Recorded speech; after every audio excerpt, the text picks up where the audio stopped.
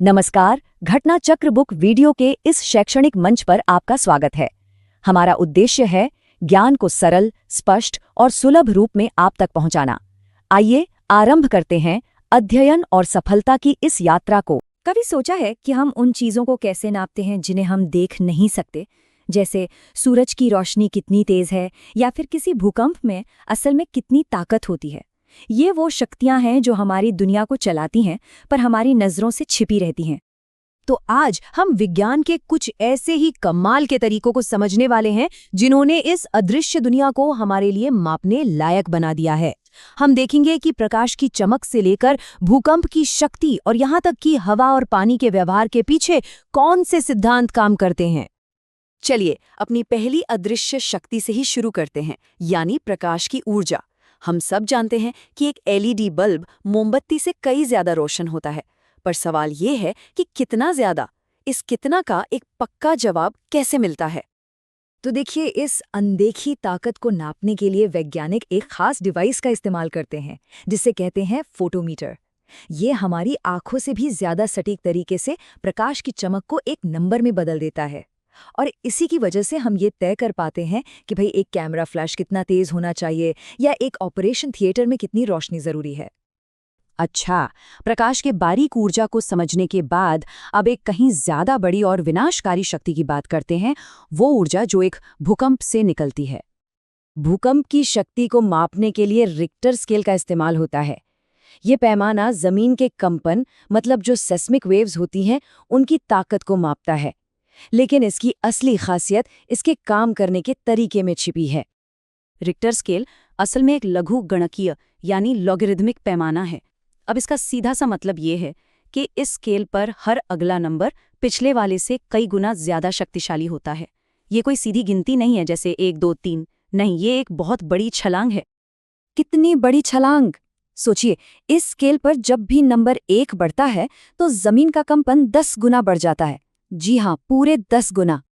इसको ना ऐसे समझिए, मान लीजिए 4 की तीव्रता का भूकंप आया, आपको एक झटका महसूस होगा, शायद घर का सामान थोड़ा हिलेगा। लेकिन अगर 5 की तीव्रता का भूकंप आता है तो वो बस थोड़ा ज्यादा नहीं होता, वो 4 वाले से 10 गुना ज्यादा शक्तिशाली होता है। और यही वो फर्क है जो एक मामूली झटके और थोड़े बहुत नुकसान के बीच की लाइन खींचता है। अभी तक हमने उन डिवाइसेस को देखा जो अदृश्य शक्तियों को मापते हैं। अब एक ऐसे बुनियादी सिद्धांत की ओर बढ़ते हैं जो एक और अनदेखी शक्ति को समझने में हमारी मदद करता है, और वो है उत्प्लावन बल, यानी बॉयंट फोर्स। आर्किमिडीज का सिद्धांत तो शायद हम सबने सुना होगा कि किसी तरल में डूबी चीज पर ऊपर की ओर एक बल लगता है। लेकिन यहाँ सबसे दिलचस्प शब्द है सभी तरल पदार्थ। ये हमें एक बहुत जरूरी सवाल की तरफ ले जाता है। जब हम तरल या फ्लूइड शब्द सुनते हैं तो हमारे दिमाग में क्या आता है? पानी, दूध, तेल, यही सब है ना? पर क्या विज्ञान भी इसे ऐसे ही देखता है या इसका मतलब कुछ और भी है? देखिए, परिभाषा बहुत सरल है। कोई भी पदार्थ जो बह सकता है वो तरल यानी फ्लूइड है। इस परिभाषा के हिसाब से हवा जैसी गैसें भी तरल हैं क्योंकि वो भी तो बहती हैं। और इसका मतलब ये हुआ कि आर्किमिडीज का सिद्धांत सिर्फ पानी में तैरते जहाज पर ही नहीं, बल्कि हवा में उड़ते एक गर्म हवा के गुब्बारे पर भी बिल्कुल वैसे ही लागू होता है ना कमाल की बात? तो जिस रोशनी से हम देखते हैं, जिस जमीन पर हम चलते हैं और जिस हवा में हम सांस लेते हैं, इन सब में काम करने वाली अदृश्य शक्तियों को हमने थोड़ा बहुत समझा।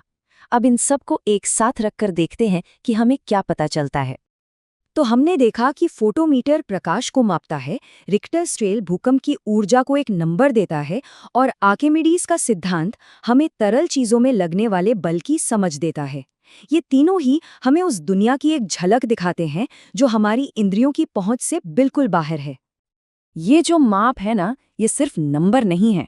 असल में ये एक भाषा है, एक जरिया है जिसके जरिए हम अपने ब्रह्मांड से बात करते हैं और उसके उन रहस्यों को समझते हैं जो हमारी आंखों को दिखाई नहीं देते। तो आखिर में एक सवाल पर सोचते हैं, अगर हमारे पास इन अदृश्य शक्तियों को मापने का कोई तरीका ही नहीं होता, तो हमारी दुनिया, हमारा विज्ञान और हमारी टेक्नोलॉजी आज कैसी होती?